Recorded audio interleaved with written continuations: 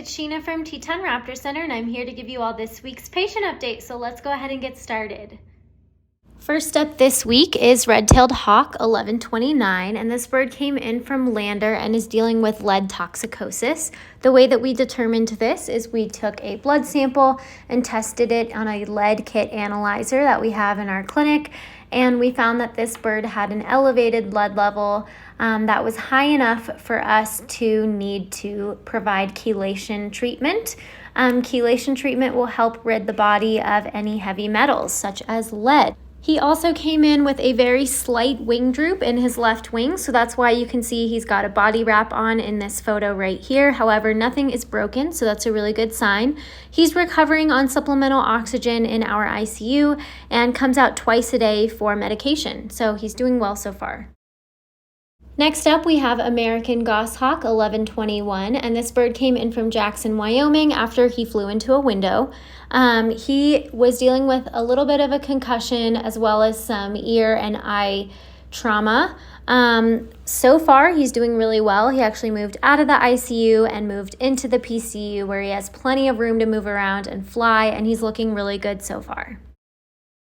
Next up, we have Merlin 11-8, and this bird came from Louisville, Idaho with a fracture in his left ulna. This bird got that fracture, unfortunately, after being shot, and he's recovering well. He still is in a wing wrap and did not need surgery, but we are going to continue to monitor his lead level since the pellet that he was shot with was actually a lead pellet. Here we have Redtailed Hawk 11-8, and this bird came in from Lander, Wyoming. He is doing so well. We moved him out to a really large PCU enclosure where he has plenty of space to fly around. He's flying beautifully. We just want to make sure he is hunting just as well before we get him back out to the wild. Next up is Great Horned Owl 1023, and this bird came in from Rexburg, Idaho with head trauma and a fractured right coracoid. That fracture has fully healed, so we have moved him to a large PCU enclosure and we've begun flight conditioning. He is flying really well so far, as you can see in this video, and then we'll be moving him into the flight barn when there is space after our red tail has left.